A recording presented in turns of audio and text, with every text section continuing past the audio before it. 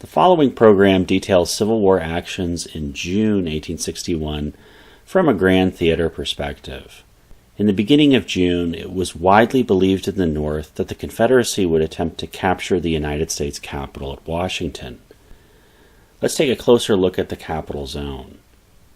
United States forces have organized in the capital, and they have occupied Arlington, Virginia, and Alexandria, Virginia. Arlington, Virginia is where Robert E. Lee's mansion is located, and the mansion is in United States control. Some rebel forces are forming near Manassas, Virginia. On June 1st, between Washington and Manassas at Fairfax Courthouse, Virginia, a cavalry skirmish erupts. Captain John Marr is killed. He may be the first confirmed Confederate soldier killed in action. The rebel leader at Fairfax Courthouse, Colonel Richard Ewell, is wounded. Let's zoom back out. By June 1st, the United States has made some early gains. General George McClellan has forces in Grafton, Virginia, which is in modern West Virginia, but was in Virginia in 1861. They secure the critical Baltimore and Ohio Railroad through the Appalachian Mountains. Meanwhile, Irvin McDowell commands Union forces east of the mountains in the Washington area. In southeast Virginia, Benjamin Butler maintains a large Union presence at Fort Monroe across from rebel-held Norfolk, Virginia. Fort Pickens off Pensacola, Florida also remains in United States hands. Major Confederate cities are under naval blockade, including Norfolk, Virginia, Charleston, South Carolina, Mobile, Alabama, and New Orleans, Louisiana. We'll take a closer look at the Eastern Theater. Virginia has multiple fronts at the onset of the conflict. McDowell is applying pressure from Washington. McClellan is making progress in the Appalachian Mountains. Butler has a strong position in the southeast part of the state at Fort Monroe, and Union gunboats are coming up the Potomac River. On June 1st, up the Potomac River, Union gunboats spar indecisively with rebel fortifications near Aquia, Virginia. Dan Ruggles' cannons throw back the Union gunboats. The upper Potomac River is defended from further Union penetration. On June 2nd, P.T. Beauregard is now in command of the Alexandria line, the Confederate Army in northern Virginia. At Harper's Ferry, Joseph E. Johnston has a Confederate force. Opposing the rebel position at Harper's Ferry is a Union force gathering at Chambersburg, Pennsylvania. We will step back to a national view. On June 2nd, at Charleston, South Carolina, the CSS Savannah, a Confederate gunboat, escapes past the naval blockade. A high-seas adventure starts. The next day, June 3rd, the Savannah captures the Union merchant Joseph, which was hauling sugar from the Caribbean. The rebel naval win is short-lived, however. Later that day, the USS Perry captures the Savannah. The captured ship and crew are sent to New York City. The Great Sea Chase has ended. We will now return to land and zoom into the Virginia Theater. McClellan's loyal Virginian forces and Midwestern companies under Kelly are at Grafton, Virginia, which is now located in West Virginia. On June 3rd, Kelly's men train through the mountains and then move on foot towards Philippi. The Confederate forces there withdraw, and now Philippi, Virginia is secured for the North. The rebels retreat further south. McClellan is making rapid progress in Virginia's western mountain country. We will return to a national vantage point. On June 8th, the people of Tennessee concur with the earlier legislation act endorsing secession. Tennessee is officially the 11th state in the Confederacy. The Confederacy has succeeded in gaining another Upper South state. On the same day, the state of Kentucky declares its neutrality. The state will not tolerate invasions from either side. Also on June 8th, the Confederacy names R.S. Garnett to command Confederate forces in western Virginia in an effort to counter McClellan's progress in the mountains. We will take a closer look at the Fort Monroe sector in southeast Virginia. Butler has a United States garrison at Fortress Monroe here. Hampton and Newport News, Virginia are under Union occupation. But Confederate entrenchments are at Williamsburg and Yorktown to the northwest. Norfolk is also controlled by a substantial rebel force. While Butler has naval support and supply by sea, he is largely surrounded on land. Butler has learned that Confederates have entrenchments at Big Bethel here. The Confederate commander in this region is Magruder.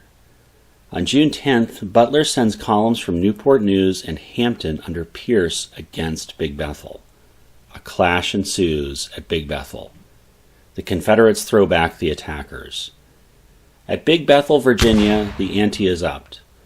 This action is larger than a skirmish, with 18 Union soldiers killed, 53 wounded, and 5 missing, a total of 76 casualties. Big Bethel is the largest casualty count since action began in April at Fort Sumter. Thus, near Fort Monroe at Big Bethel, the North has sustained its first serious battlefield loss. However, where the North has had defeat in eastern Virginia, events are transpiring more favorably in western Virginia. We will return to the Virginia Theater. On June 11th at Wheeling, Virginia, Unionists in western Virginia conference to establish their own government. In this case, a new state, West Virginia, is in the beginning phase of creation in order to secede Western Virginia from the Confederacy and return it to the United States. At Wheeling, Virginia, the delegates denounce Virginia's secession.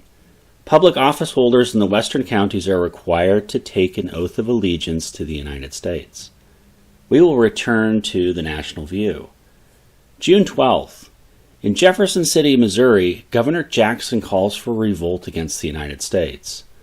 Simultaneously, across the Mississippi River in Tennessee, Governor Isham Harris also places his militia under the flag of the Confederacy. We will return to the Virginia Theater. At Chambersburg, Pennsylvania, General Patterson begins a march against Joseph Johnston at Harper's Ferry. Therefore, on June 12th, at Cumberland, Maryland, Colonel Lew Wallace rails and then marches Indiana infantry toward Romney, Virginia. Intelligence indicates that a rebel force of several hundred had gathered at Romney. June 13th. Wallace's Hoosiers are at Romney. A brief skirmish erupts and the rebel force flees town. With the rebels gone, Wallace returns to Cumberland. We will zoom out. On the same day, June 13th, at St. Louis, Nathaniel Lyon advances his United States forces against the rebellious Governor Jackson at Jefferson City. June 15th, Nathaniel Lyon is at Jefferson City, but Governor Jackson has fled. The capital of Missouri is now in possession of the United States. We will return to the wider Washington area. Also on June 15th, following the seizure of Romney, Virginia, Joseph E. Johnston evacuates Confederate forces from Harper's Ferry, Virginia. They pull back to Winchester, Virginia. We will take a closer look at the capital area.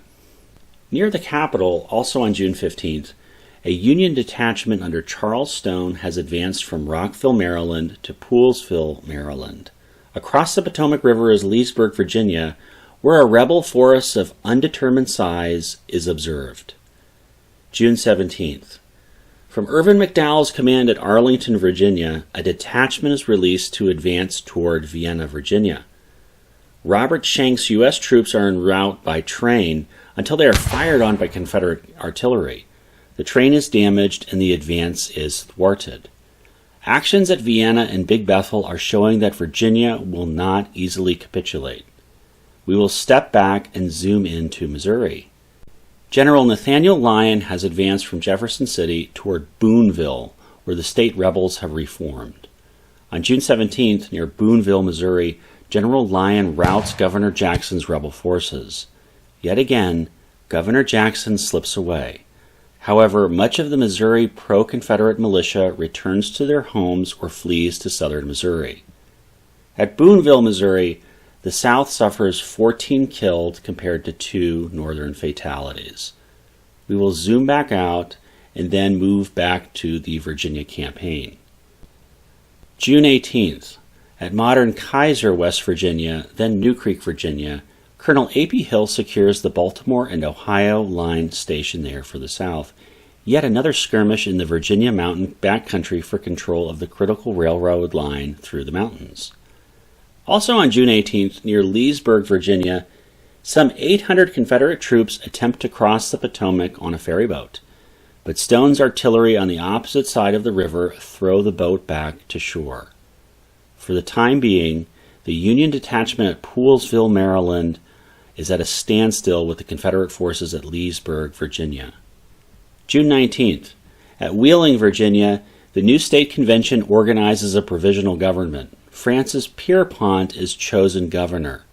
And on the next day, June 20th, at Wheeling, the delegates unanimously choose to separate Western Virginia from Eastern Virginia. A new state is in process of formation. We will return to Eastern Virginia.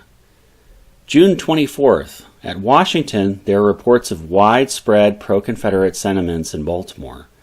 General Winfield Scott orders the arrest of the Baltimore Police Board.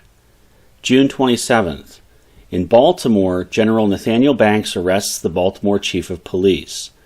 Banks finds the Baltimore Police Headquarters had been converted into a secretive arsenal, concealing large quantities of arms and ammunition. Also on June 27th, at Matthias Point, Virginia, the U.S. steamer Freeborn provides cover fire for an amphibious landing against Confederate works there. It is an attempt to dislodge the rebel guns there and command this position of the Potomac River. However, Dan Ruggles is able to repulse the attack. James Ward of the gunboat Freeborn is killed, an early United States Navy casualty of the Civil War. Confederate forces have rebuffed another U.S. Navy attack on the Potomac River. By the end of June 1861, some 40,000 Union soldiers are in the wider Washington area.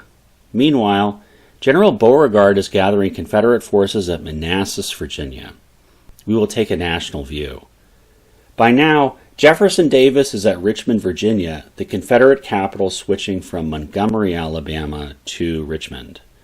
We can see the first actions of the Civil War unfolding. The first battle with many fatalities has occurred near Fort Monroe at Big Bethel in Virginia, a victory for the South.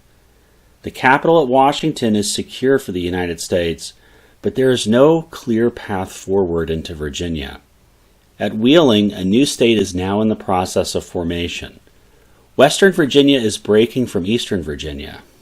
Out west, in Missouri, Nathaniel Lyon has scattered that state's Confederates, but the rebellious governor remains at large.